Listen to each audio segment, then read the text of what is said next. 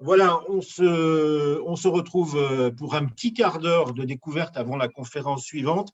Je vous le disais à la fin de la précédente conférence, hein, on se retrouve avec la présentation de l'application Archistoire avec Grégoire Chailleux. Grégoire, bonjour. Bonjour. Merci d'être avec nous.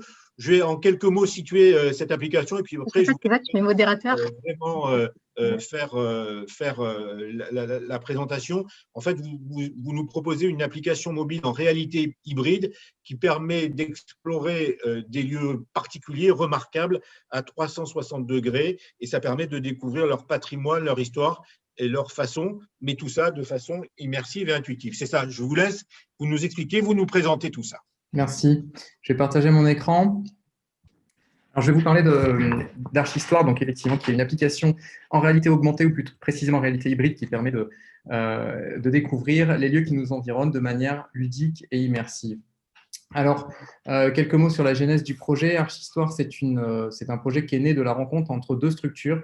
D'une part, le CAUE du Var, donc le Conseil d'architecture, d'urbanisme et d'environnement, et d'autre part, la société que je dirige, 9B+.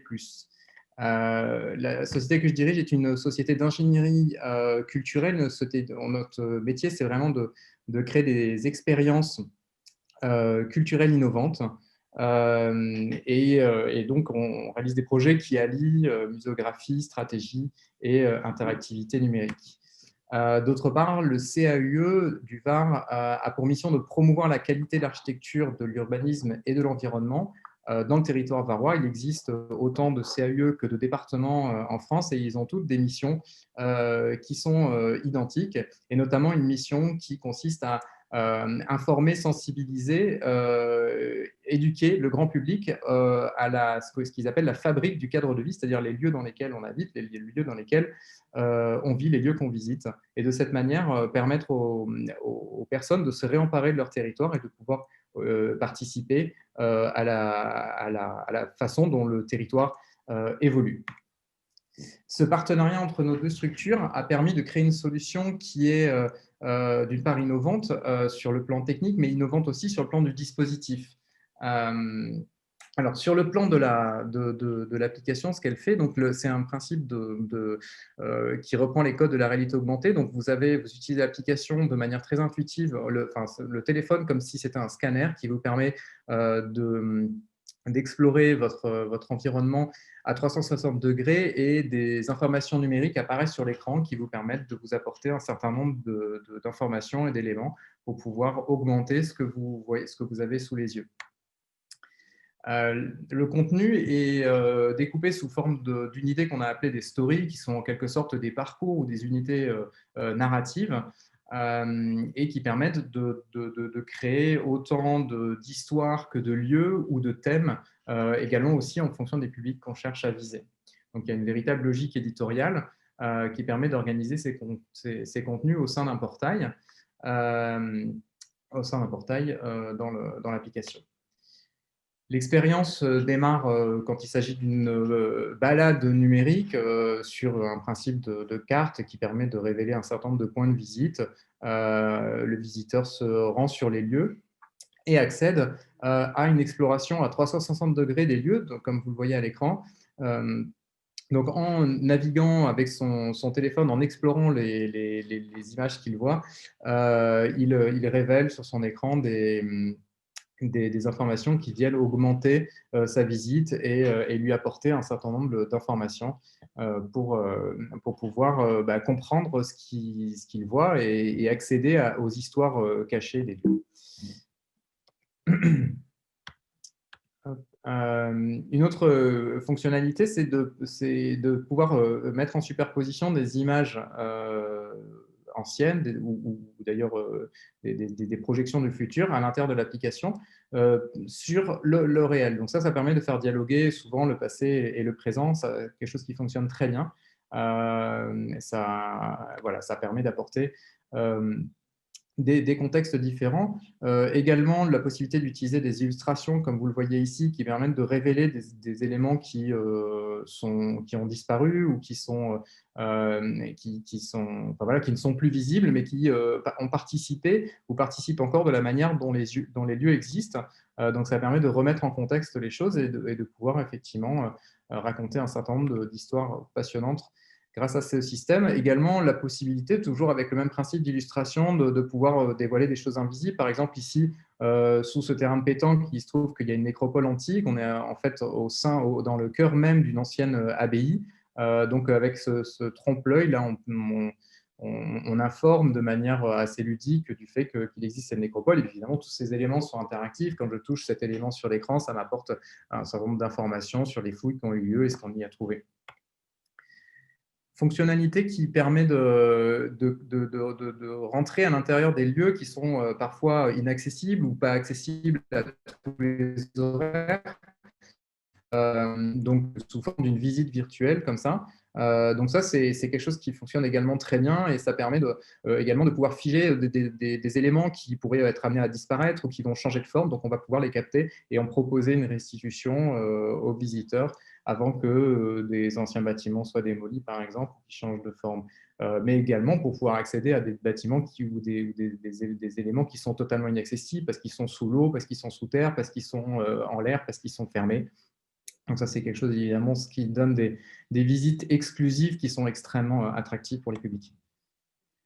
La possibilité aussi d'ajouter du son. Je ne sais pas si le son passe au travers de la vidéo, mais ça participe également de l'immersion qu'on cherche à développer.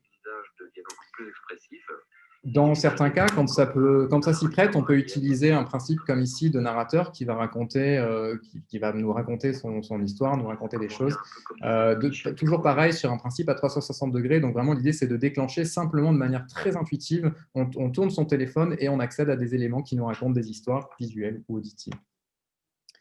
On aime aussi jouer avec tout ce qui est le ludique, donc le fait de pouvoir cacher dans l'environnement des éléments comme ça qui viennent s'y fondre et sur lesquels on ne donne pas forcément d'informations précises. Donc, on avait appelé ça des easter eggs. Et donc là, les publics aiment bien rechercher dans le paysage, essayer de trouver ces éléments et de venir les faire parler et révéler ce qu'ils ont à nous raconter. On travaille aussi avec la possibilité de mettre des animations vidéo comme ça qui renforcent d'une part la partie immersive et ludique et puis rajoute tout simplement de l'animation sur les éléments qu'on voit. Ça, c'est une fonctionnalité qu'on a développée récemment et qui offre autre chose. On n'est plus cette fois-ci dans un système à 360 degrés, mais on est dans ce qu'on appelle des carnets interactifs. Donc, il faut vraiment imaginer comme si c'était un livre ou un livre augmenté. Et avec ce système de curseur, on va pouvoir venir dévoiler différents chapitres, différentes époques. Donc, c'est quelque chose qui est extrêmement flexible, qui permet de couvrir beaucoup de sujets et qui vient vraiment compléter ce qu'on avait déjà développé sur les aspects 360 degrés. C'est un outil qu'on va beaucoup utiliser quand on va être sur des choses peut-être un peu plus pédagogiques. Voilà, donc en tout cas, c'est un outil qui fonctionne très, très bien. Donc, comme vous le voyez, l'idée, c'est vraiment que cette application soit le plus flexible possible, de façon à pouvoir couvrir tous les types de sujets qu'on peut être amené à vouloir révéler aux différents publics. Évidemment, ça se prête particulièrement, puisque ça a été développé au départ pour ça, aux sujets qui sont liés à l'histoire et l'architecture, mais également, finalement, en terrain naturel. Ça va être aussi très intéressant. Je vous raconterai un use case tout à l'heure d'utilisation en paysage naturel pour réaliser des tables d'orientation augmentées sur des sites archéologiques, sur des sites industriels, pourquoi pas, et également pour révéler tout ce qui est patrimoine immatériel, qui sont évidemment quelque chose de fondamental pour les villes et villages qui constituent notre territoire. Ça peut être aussi utilisé pour du tourisme de mémoire en permettant de remettre en contexte des éléments d'archives qui sont méconnus, voire qui ne sont pas exposés au grand public et en les mettant en contexte. Évidemment, ça se prête parfaitement à un usage en extérieur, mais aussi en intérieur. Et le principe qu'on utilise, c'est un principe donc, de réalité hybride, c'est-à-dire qu'en fait, on utilise c'est une réalité qui mélange du virtuel et de la réalité augmentée. Donc, ça veut dire que c'est très important pour les publics touristiques. C'est un système qui fonctionne à la fois sur place et à distance, au sens où quand on est sur place, on va vraiment avoir une sensation de réalité augmentée. Ce que vous avez sous les yeux, ce que vous êtes en train de contempler, sur votre écran, vous avez des informations qui viennent l'augmenter, qui viennent vous raconter les histoires de ces lieux. Maintenant, si vous êtes ailleurs, si vous êtes sur le bateau, si vous êtes dans un café, vous allez pouvoir toujours voir sur l'écran cette même chose, mais évidemment, le contexte autour de vous sera différent. Quoi qu'il en soit, les deux contextes offrent le même type de contenu sur le téléphone. Et ça, c'est vraiment ce qui fait la force de cette solution, c'est qu'elle n'est pas réservée uniquement à un usage on-site.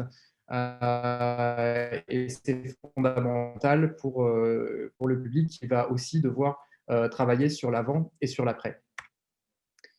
C'est un outil qui peut être utilisé aussi bien par des individuels en téléchargement sur les stores, mais également dans le cadre de visites guidées. C'est quelque chose qu'on a travaillé notamment avec des offices de tourisme dans le cadre de visites particulières qui, du coup, permettent